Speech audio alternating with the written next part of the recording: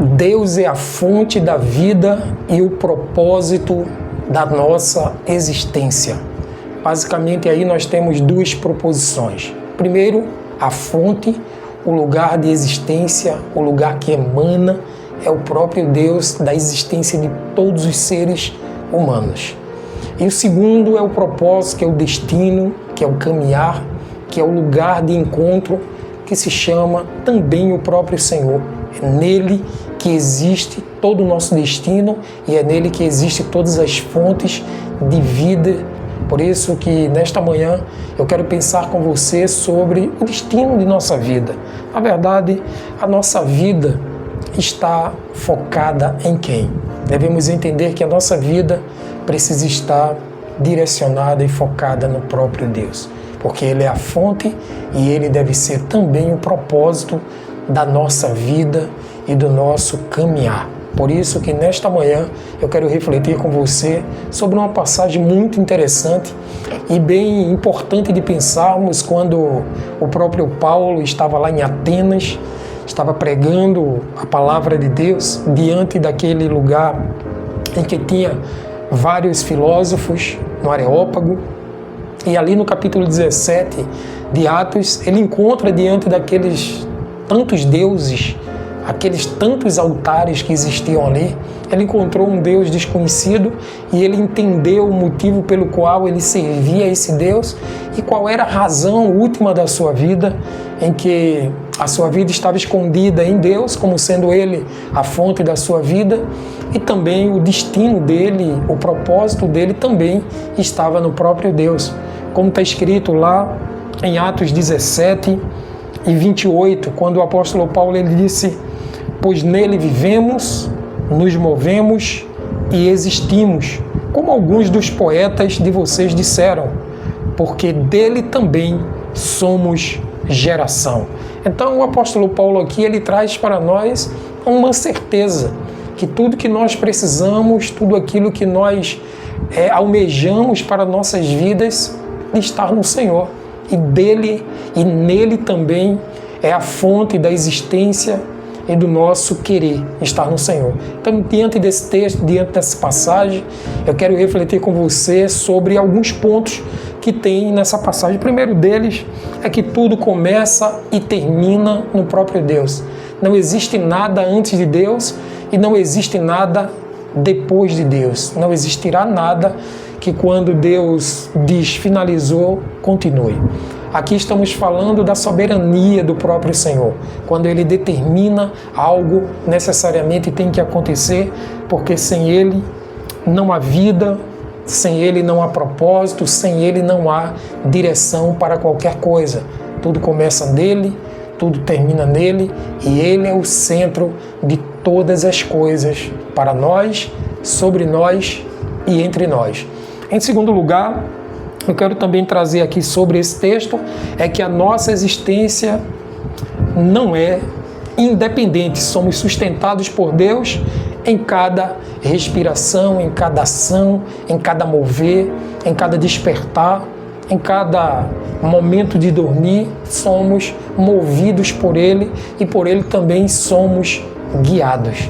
Então precisamos entender que não existe independência diante da humanidade, diante do universo, fora de Deus. Tudo é controlado pelo poder e pela autoridade do Senhor, porque tudo é dele, por ele e para ele. Por isso, glória então ao nosso Deus. Em terceiro lugar, o erro da autossuficiência é um grande engano para as nossas almas. Ali naquele Areópago, muitos filósofos estavam sendo guiados por sua inteligência, por seu raciocínio, por aquilo que ele aprendeu, ou eles aprenderam através da ciência, ou através de tantas coisas que fizeram com que eles se esquecessem de Deus, achando que eles eram autossuficientes para conviver com aquilo que estava além da sua intelectualidade.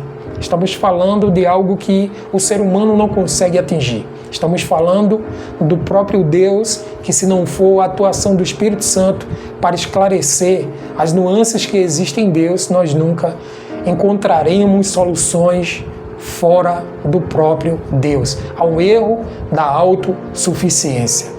Outra coisa que destaco também é que o nosso chamado é viver para Ele. Quando vivemos para Ele, nós vivemos para glorificá-lo, nós vivemos para adorá-lo, para dizer que Ele é santo, que Ele é grande e que nós somos dependentes exclusivamente desse Deus. Portanto, nós precisamos entender que a nossa vida está totalmente integrada ao próprio Deus e o nosso chamado é viver para Ele. E, em último lugar, fomos feitos para comunhão com Deus. Quanto mais nos aproximamos dele, nós estamos aí nos aproximando também do nosso propósito aqui na Terra, estamos nos aproximando da perfeição na vontade de Deus, daquilo que está dentro do trabalhar e do planejar de Deus para as nossas vidas. Por isso eu quero nessa manhã aqui deixar para você 3 aplicações práticas para que nós vivamos segundo o coração de Deus e para a glória e excelência do Senhor. A primeira delas, reconheça Deus como fonte da sua vida, ou seja, tudo que você é e tudo que você tem pertence ao Senhor. Agradeça a Ele e viva para a glória do nome dEle. Baseado naquele texto de Salmo 36 e verso 9, quando ele diz que em Deus está o manancial da vida. Lá no Salmo 36, verso 9, fala exatamente sobre isso. Em Deus está o manancial da vida. Em segundo lugar, eu quero também destacar aqui para que nós tenhamos como lição para a nossa vida nesta manhã, é que nós precisamos buscar comunicação diária com o Senhor, ou seja, orar sem cessar, buscar o Senhor com integridade, com o coração dizendo: Senhor, eu quero me aproximar de Ti, não só para pedir, mas para entender a Tua vontade sobre a minha vida. João 15:5, sem Ele nada podemos fazer. Lembra desse texto?